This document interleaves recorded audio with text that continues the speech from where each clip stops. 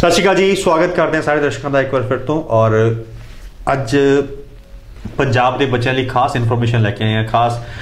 Session लैके आए हैं अगले 15-20 मिनट का। बहुत अहम रहेगा उन्होंने स्टूडेंट्स लिए, उन्होंने पंजाब के बच्चों के लिए जोड़े बच्चे यूके स्टडी वीज़ा पर जाना चाहते हैं। पंजाब के बहुत सारी प्रमोशन चल रही है यूके स्टडी वीज़ा लैके। कोई विदाउट आइल्स को प्रमोट कर रहा है, कोई 6 बैंड को प्रमोट कर रहा है, कोई एक मॉड्यूल 5.5 प्रमोट कर रहा है, कोई 5.5 ईच को प्रमोट कर रहा है, कोई 45% प्रमोट कर रहा है, तो कोई 60% प्रमोट कर रहा है। पर एक्चुअल च रियलिटी है कि है, अज उस बारे चर्चा करने लिए असीं अपने स्टूडियो में इनवाइट किया है ब्रिटिश एक्सपर्ट वो शख्स जिन्होंने हर एक यूनिवर्सिटी, हर एक कोर्स, हर एक रिक्वायरमेंट, स्टूडेंट वीज़ा के की चाहिए होंगे, स्पाउस केसिस के की चाहिए होंगे, PR के बच्चों को की चाहिए, वर्क परमिट बच्चे किमें लै सकते हैं, वो टिप्स से है। और अज अगले 15-20 मिनट कोशिश करांगे कि तुहानूं हर एक चीज़ जी है वो दसी जाए। सो असी स्टूडियो में जो स्वागत करते हैं मिस्टर हार्दिक शाह होना का, जो कि ब्रिटिश एक्सपर्ट ने। हार्दिक जी बहुत बहुत स्वागत है जी। Sat Sri Akal, thank you very much ji. So Hardik ji, last time भी तुसीं आए सी और आप एक सैशन किया सी पंजाब दे विच, बहुत सारे लोगों ने सुनिया और उसकी प्रशंसा की और बहुत सारे डाउट्स क्लीयर हो गए। एक बार फिर तो सानू मौका मिला कि तुहानूं अपने स्टूडियो में बुला के जो नवे अपडेट्स ने यूके स्टडी वीज़ा लैके वो साझे करिए। सो अज फिलहाल अगर हुण गल करिए इस टाइम यूके का की सिस्टम की चल रहा है, सक्सैस रेट की चल रहा है, रिक्वायरमेंट्स की चल रही ने, और वीज़ा सक्सैस रेट की चल रहा है यूके का? यस, सक्सेस रेट जो अभी यूके का चल रहा है, जो नॉर्थ इंडिया रीजन है इंडिया का, यानी कि पंजाब हरियाणा, उसमें अभी भी 99% वीज़ा सक्सेस रेट है। सिर्फ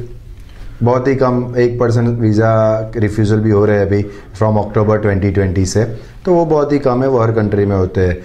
जो एडमिशन रिक्वायरमेंट है अभी भी ऑलमोस्ट सेम है, थोड़े बहुत चेंजेस आए हैं। तो जो स्टूडेंट +2 ओनली पास आउट है उनको पहले कट नंबर पे एडमिशन हो जाता था 40% 50% पे, अभी थोड़े रिफ्यूज़ल की वजह से थोड़ा यूनिवर्सिटी ने चेंज किया है। तो अभी वो रिक्वायरमेंट +2 2018 के बाद में जिन्होंने पास आउट किया है उनके लिए +70% इंग्लिश सब्जेक्ट में और ओवरऑल उनके 60% होते हैं। तो फिर भी अभी कमिंग इनटेक में उनके interview admissions without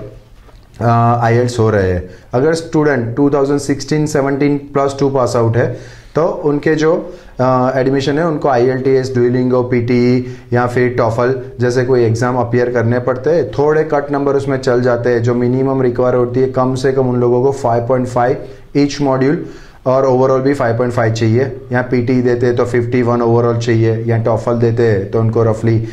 depend 75 to 80 चाहिए ओवरऑल। डुओलिंगो जो लोग देते हैं उनको कम से कम 100-110 चाहिए। This is minimum overall requirement. So ये एडमिशन अभी सिस्टम अभी भी वही ऑलमोस्ट सेम है, थोड़ा बहुत ही चेंज है, पर इसको बहुत ही हंगामा कर दिया है पता नहीं कुछ जगह पे इंडिया में। जी। सो अक्टूबर-नवंबर के बहुत सारे केसेस रिफ्यूज होए सी यूके के। पंजाब की मार्केट की गल कर रही है, 6 बैंड वाले बच्चे ਜਿਹੜੇ ਉਹ ਹਾਈ ਕਮਿਸ਼ਨ ਨੇ, ਹੋਮ ਆਫਿਸ ਨੇ ਜਦੋਂ ਇੰਟਰਵਿਊ ਕੀਤੀਆਂ ਵੀਜ਼ਾ ਅਫਸਰ ਨੇ ਤਾਂ ਰਿਫਿਊਜ਼ ਕਰ ਦਿੱਤੇ, ਕਿਉਂਕਿ 10 ਪੁਆਇੰਟ ਵੀਜ਼ਾ ਅਫਸਰ ਨੂੰ ਦੇ ਦਿੱਤੇ ਗਏ ਸੀ। सो की रीजन सी पिछले 2-3 इंटेक्स के सितंबर 2019 के यूके दोबारा स्टार्ट होया तो अल्टीमेट 100% रिजल्ट रहा। जनवरी अगर आप 2020 की गल कर लीए तो 100% ऑलमोस्ट रिजल्ट रहा। अक्टूबर-नवंबर के आके हर एक बच्चे की इंटरव्यू हुई और 6 बैंड वाले बच्चे रिफ्यूज कर दिते। सो उस रिफ्यूजल तो बाद पंजाब का बच्चा हुण यूके स्टडी वीज़ा ते अपलाई करने तो डरता पाया। सो उन्होंने की कहना चाहोगे? ओके, सबसे पहले थोड़ा करेक्शन करना चाहूँगा, 10 पॉइंट होम ऑफिस नहीं देता है, वो मेंटेनेंस फंड के मिलते हैं जो आपके मेंटेनेंस बैंक बैलेंस वगैरह दिखाना होता है। जो रिफ्यूजल आए अक्टूबर में, अब इसका रीजन समझने का ट्राई कीजिए कि अभी कोई भी कंट्री में ट्रैवल अलाउड नहीं है एक्सेप्ट यूके में अगर आपका वीजा आ जाता है आपको दूसरे दिन की भी फ्लाइट मिल रही है और आप ट्रैवल कर रहे हैं। तो हुआ ये कि कनाडा बंद है, ऑस्ट्रेलिया बंद है, न्यूजीलैंड बंद है, यूरोप के भी सारे मेजोरिटी कंट्री अक्टूबर में बंद थे कि इन्हें फ्लाइट अलाउड नहीं की, और एम्बेसी भी काफी सारे उस टाइम पे तो बंद थे। तो सारा रस यूके एम्बेसी में पड़ा होता, सारे लोग यूके जाना चाहते हैं। एम्बेसी को भी लगा कि भाई क्यों सारे इधर ही आ रहे हैं, और इतना ज्यादा फ्लो बढ़ गया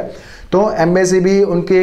रहती है कि भाई पूरे 2 महीने में या एक इंटेक में इतने वीजा इश्यू करती है। ऐसा कुछ फिक्स नहीं होता, पर जनरल एक रफली आइडिया उनका रहता है।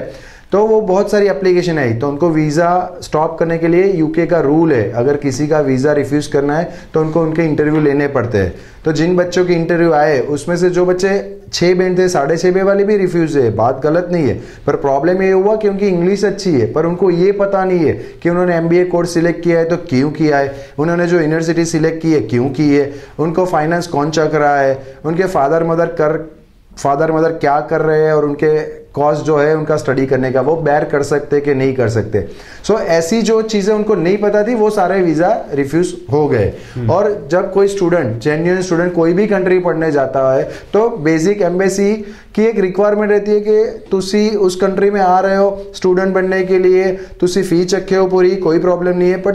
तुसी ये पता है कि तुसी इतने क्यों जा रहे हो, यानी कि वहाँ क्यों आ रहे हो। तो इतना बेसिक नॉलेज होना, क्यों ये यूनिवर्सिटी, क्यों आपने ये कंट्री सिलेक्ट किया, क्यों आपने अपना जो भी कोर्स में जा रहे हो वो सिलेक्ट किया, उसमें कोर्स मॉड्यूल क्या है, बेसिक आपका रिसर्च नहीं है, बस कभी किसी ने बता दिया कंसल्टेंट ने और आपने फाइल दे दी, वीजा लेटर आ गया, एम्बेसी में फाइल चेक दी और इंटरव्यू आ गया, फिर वीजा रिफ्यूज ही होना है, चाहे वो यूके हो चाहे दुनिया की कोई भी एम्बेसी हो। आप जेन्युइन है वो तो आप प्रूव करना ही पड़ेगा, और वो ऐसे ही प्रूव होता है कि आपको इसके बारे में सारा नॉलेज है, आप क्यों वहाँ जा रहे हो। आज आदमी 15-20 लाख रुपए का इन्वेस्टमेंट करता है यूके पढ़ाई के लिए, और उसको कुछ पता ना हो तो ये फिर तो उनको लगी जाता है एम्बेसी वाले को, इनको पता नहीं है तो ये फिर जेन्युइन वहाँ जाके पढ़ेंगे नहीं। और काफ़ी सारे स्टूडेंट भी है इंडिया से, जैसे पहले गए थे 1 साल पहले जब 100% सक्सेस रेट था सितंबर 20 इनटेक तक, काफ़ी सारे बच्चे पर्टिकुलरली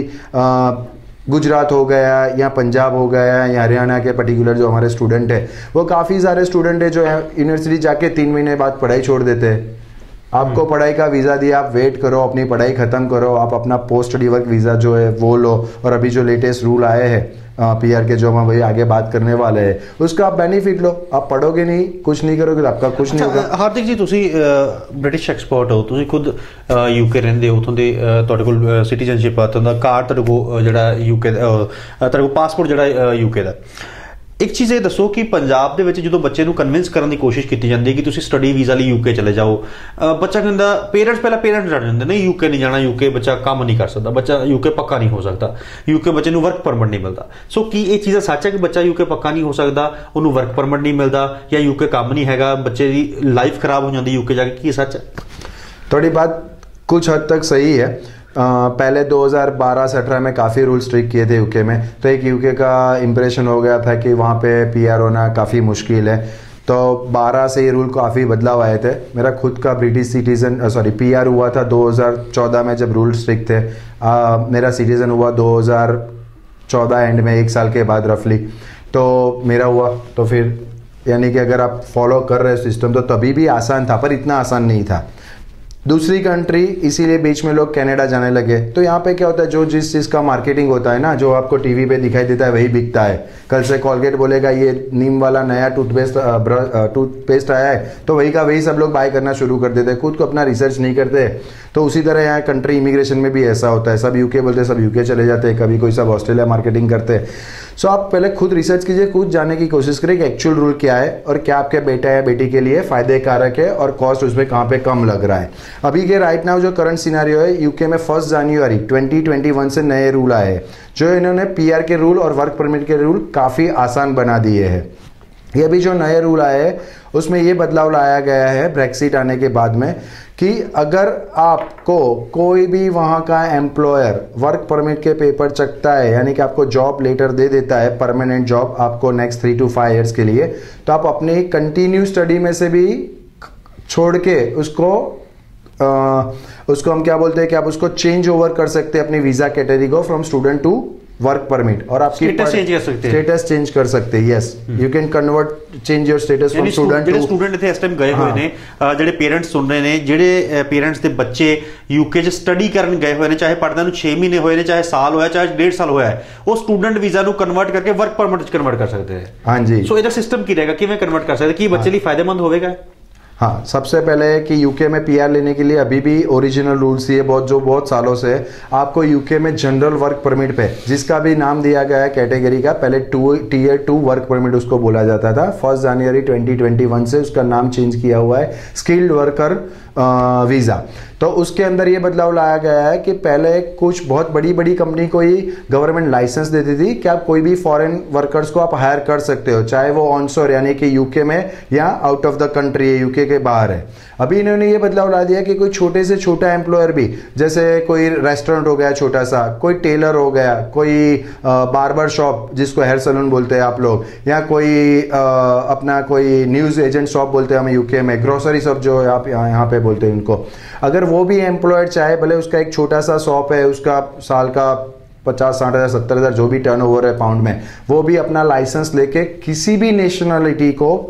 नेशनलिटी के बंदे या बंदी को अपनी जॉब का वर्क परमिट लेटर लेके सिर्फ 4 वीक के अंदर वहां से अपना वर्क परमिट वीजा में उसको कन्वर्ट करके दे सकता है। और अपने यहाँ 5 साल तक अगर वो बंदा वहां पे जॉब करता है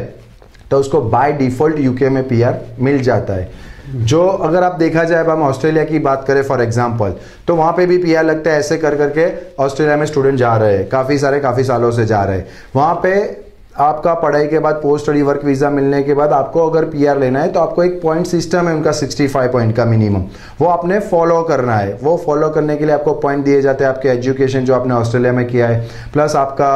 प्रीवियस जो इंडिया का अगर वर्क एक्सपीरियंस कोई है, प्लस आपकी एज क्या है, प्लस आपको लैंग्वेज पॉइंट क्लेम करने हैं जिसके लिए अगेन आपको IELTS देना है। और उसके आज के जो ऑस्ट्रेलिया के रूल है उस हिसाब से ऑलमोस्ट आपको 7 बैंड स्कोर करने पड़ते हैं पीआर के लिए, वरना आपका आसान पीआर नहीं होता है। जब अब यूके में देखा जाए तो कोई भी ऐसा पॉइंट सिस्टम नहीं है, कोई रीजनल पॉइंट सिस्टम स्कीम नहीं है पीआर के लिए। आप कहीं पे भी यूके में 5 साल आपने कोई भी जगह एक ही एम्प्लॉयर के साथ जॉब किया है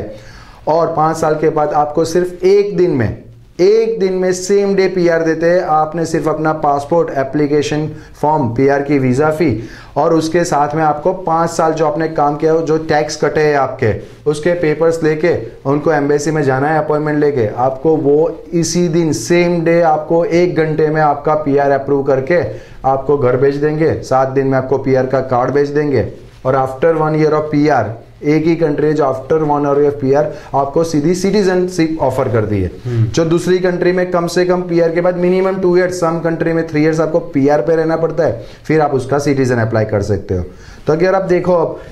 ऑस्ट्रेलिया जाना चाहिए या यूके जाना, आप खुद सोचिए। मैंने जो बताया वो एकदम परफेक्ट। अच्छा, एक चीज़ होर दसो, ਤੁਸੀਂ कह रहे हो कि ਜਿਹੜੇ ਬੱਚੇ ਤਾਂ ਸਟੂਡੈਂਟ ਵੀਜ਼ਾ ਤੇ ਗਏ ਹੋਏ ਆ, ਜੇ ਉਹਨਾਂ 6 ਮਹੀਨੇ ਸਾਲ ਵੀ ਪੜ੍ਹ ਲਿਆ ਤਾਂ ਉਹ ਆਪਣਾ ਸਟੂਡੈਂਟ ਵੀਜ਼ਾ ਨੂੰ ਕਨਵਰਟ ਕਰਕੇ ਆਪਣੀ ਪੀਆਰ ਦੇ ਵਿੱਚ ਜਾਂ ਸੌਰੀ ਵਰਕ ਪਰਮਿਟ ਕਨਵਰਟ ਕਰ ਸਕਦੇ ਆ। ਵਟ ਇਫ ਅਗਰ ਬੱਚੇ ਨੇ ਕਨਵਰਟ ਕਰਨ ਦੀ ਕੋਸ਼ਿਸ਼ ਕੀਤੀ, ਕੋਈ ਉੱਥੇ ਲਾਇਰ ਵੀ ਹਾਇਰ ਕੀਤਾ, 1% ਉਹਦਾ ਅਗਰ ਵਰਕ ਪਰਮਿਟ ਕਨਵਰਟ ਨਹੀਂ ਹੁੰਦਾ ਤੇ ਕੀ ਜਿਹੜੇ ਸਟੂਡੈਂਟ ਵੀਜ਼ਾ ਤੇ ਗਿਆ ਉਹਦੇ ਤੇ ਕੋਈ ਇਫੈਕਟ ਪਏਗਾ ਉਹਦਾ? आपने स्टूडेंट वीजा से अपना वर्क परमिट के लिए वीजा डाला,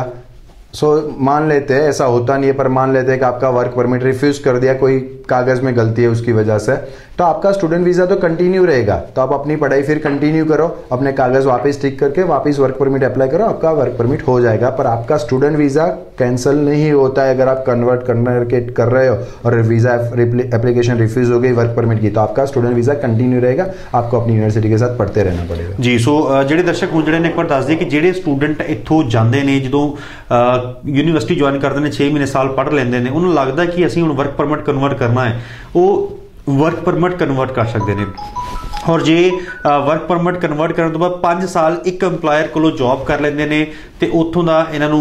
ਜਿਹੜਾ ਪੀਆਰ ਕਾਰਡ ਜਿਹੜਾ ਉਹ ਹਰਦੀਪ ਜੀ ਕਹਿੰਦੇ ਕਿ ਸੇਮ ਡੇ ਇੱਕ ਦਿਨ 'ਚ ਮਿਲ ਜਾਂਦਾ ਹੈ। ਔਰ ਜਦੋਂ 1 ਸਾਲ ਜਦੋਂ ਪੀਆਰ ਤੇ ਤੁਸੀਂ ਹੋ ਜਾਂਦੇ ਹੋ ਤਾਂ ਤੁਹਾਨੂੰ ਨੈਸ਼ਨੈਲਿਟੀ ਵੀ ਮਿਲ ਸਕਦੀ ਹੈ ਯੂਕੇ ਦੀ। ਸੋ ਜਿਹੜੇ ਲੋਕ ਕਹਿੰਦੇ ਸੀ ਯੂਕੇ 'ਚ ਸੈਟਲਮੈਂਟ ਨਹੀਂ ਹੋ ਸਕਦੀ, ਪੱਕੇ ਨਹੀਂ ਹੋ ਸਕਦੇ, ਉਹਨਾਂ ਲਈ ਬਹੁਤ ਵੱਡੀ ਖੁਸ਼ਖਬਰੀ ਹੈ। ਇਹ ਜੋ ਨਵੇਂ ਰੂਲ ਦੇ ਤਹਿਤ 1 ਜਨਵਰੀ 2021 ਤੋਂ ਨਵੇਂ ਰੂਲ ਆਏ, ਪੁਆਇੰਟ ਬੇਸਡ ਪੀਆਰ ਦੇ ਜਿਹੜੇ ਰੂਲ ਆਏ, ਉਹਦੇ ਤਹਿਤ ਤੁਸੀਂ ਹੁਣ ਆਪਣੇ ਬੱਚਿਆਂ ਨੂੰ ਉੱਥੇ ਵਰਕ ਪਰਮਿਟ ਤੇ ਲੈ ਕੇ ਜਾ ਸਕਦੇ ਹੋ, ਉੱਥੇ ਨੈਸ਼ਨੈਲਿਟੀ ਦਵਾ ਸਕਦੇ ਹੋ, ਪੀਆਰ ਦਵਾ ਸਕਦੇ ਹੋ। ਸੋ ਇੱਕ ਚੀਜ਼ ਹੋਰ ਦੱਸੋ, ਇਹ ਤਾਂ ਅਸੀਂ ਉੱਥੇ ਜਾ ਕੇ ਗੱਲ ਕੀ ਬੱਚਾ ਹੁਣ ਜਿਹੜਾ ਸਟੂਡੈਂਟ ਵੀਜ਼ਾ ਤੇ ਪਹੁੰਚ ਗਿਆ ਉਹ ਆਪਣਾ ਵਰਕ ਪਰਮਿਟ ਜਾਂ ਨੈਸ਼ਨੈਲਿਟੀ ਜਾਂ ਸਿਟੀਜ਼ਨਸ਼ਿਪ ਲੈ ਸਕਦਾ। ਹੁਣ ਇੱਥੋਂ ਪੰਜਾਬ ਤੋਂ ਅਗਰ ਬੱਚੇ ਨੇ ਜਾਣਾ ਤੇ ਮੇਜਰ ਕਿਹੜੇ ਇਨਟੇਕਸ ਹੈਗੇ ਨੇ ਯੂਨੀਵਰਸਿਟੀਜ਼ ਦੇ ਜਿਹੜੇ ਯੂਕੇ ਜਾ ਸਕਦੇ ਨੇ, ਔਰ ਮਿਨੀਮਮ ਕੁਆਲੀਫਿਕੇਸ਼ਨ ਕੀ रहेगी ਬੱਚਿਆਂ ਦੀ? अभी जो नेक्स्ट इंटेक है वो मई 2021 है और उसके बाद में जो नेक्स्ट मेजर इंटेक रहता है सितंबर 21 रहता है।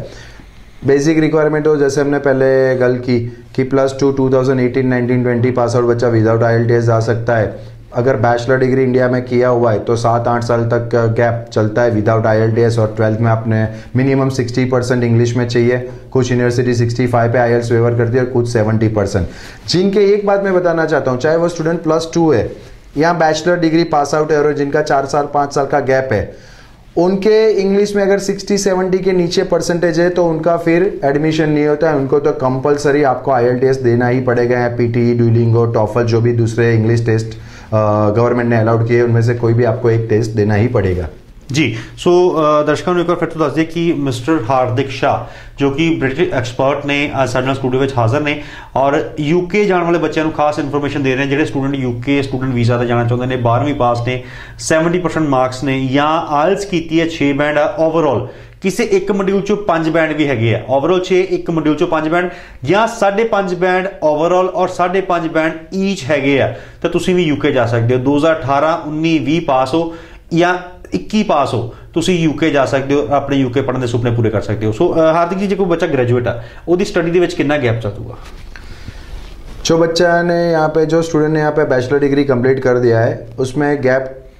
5 साल 7 साल 8 साल तक चल जाता है वो यूनिवर्सिटी से यूनिवर्सिटी वेरीज करता है पर जितना आपका गैप ज़्यादा है फिर आपके उसके इंग्लिश में नंबर ज़्यादा चाहिए एक सिंपल सा फंडा समझ लिए अगर आपका फॉर एग्जांपल 2 साल का गैप है आपके इंग्लिश में नंबर का पे एडमिशन हो जाएगा आपका 4 साल का गैप है फिर आपके 12th में इंग्लिश में कम से कम 60% चाहिए आपका अगर 5 साल और 6 साल 7 साल का गैप है फिर आपका इंग्लिश में 70% 12th में चाहिए